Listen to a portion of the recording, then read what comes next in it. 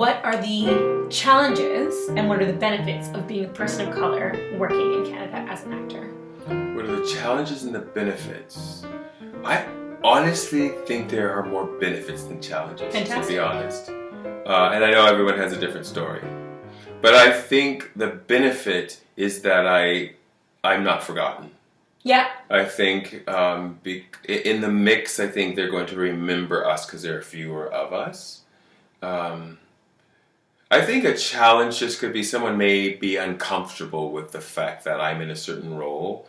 And I do know once, and the director doesn't know this, but someone who had spoken to the director knew this. There was a part that he really wanted to give me, but he was really uncomfortable with what the audience would think about me in that role. So even though he wanted to give it to me, he didn't, thinking of his audience. This was a while ago, and times have changed.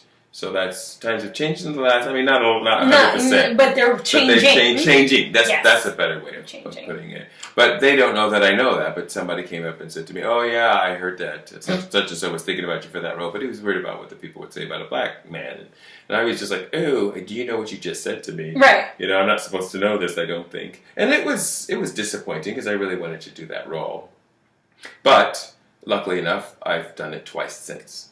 There you go. And I won't tell you what it is. No, don't tell. You're very good at this game. I mean, just look it up. Look it up. Just Google it. Are there any actors or directors that you'd really like to work with?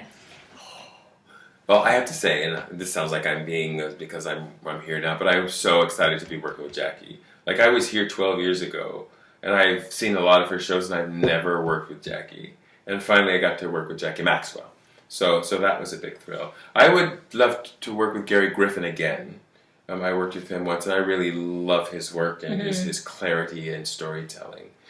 But who do I want to work with that I haven't? Hal Prince.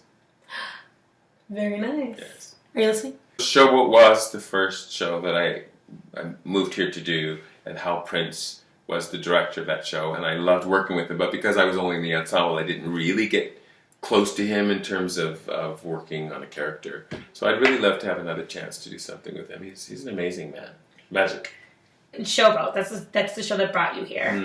And wasn't it the great Livent time period when everything was here and Ragtime was here? Yes. And so, you didn't do Ragtime? I didn't do Ragtime because I still wanted a career in opera, so I was keeping myself free for that. But I got a call from Jeffrey Heward, who was the music director, and actually from my agent, who was calling me in because of Jeffrey's call, asking me to be on the CD. There was a CD they were going to make of a new musical called Ragtime, and they wanted to get the CD out ahead of time so people could kind of hear what the show was that was coming. So it was like a pre-cast recording. And there, girl, and there in the room was Audra McDonald, Brian Stokes Mitchell, Marin Maisie, all these amazing people in the room, and the ensemble was incredible. The music was incredible. I could not believe what I was doing. It was amazing.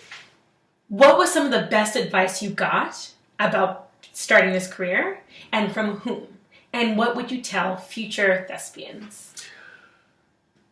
I had a friend named Jimmy Rivers who I worked with. He was a colleague, and he was so smart. And we used to have this moment in Showboat where we were set pieces. So we were sitting on stage for maybe a good 20-25 minutes during the show, just sitting there pretending to be whittling sticks or something. And we would always choose a topic to talk about, because we thought, we talk softly, of course, with the audience sitting here, but we would always have a moment to just chat about something. And we would talk about music, we would talk about the career, and he was just so wonderful. But the one thing he said to me that I live by, I try to live by, he said, you have to know what it is you feel about you. Because you are going to hear so many opinions, you're going to read so many opinions, you're going to get so much different treatment from different directors and producers, and it could get to a point where you start questioning who you are and your talent. He said, you have to know who you are, he said, you have to know now, so when those things start happening, you have a solid backbone. Can't Can't get enough of Mr. Marcus Nance?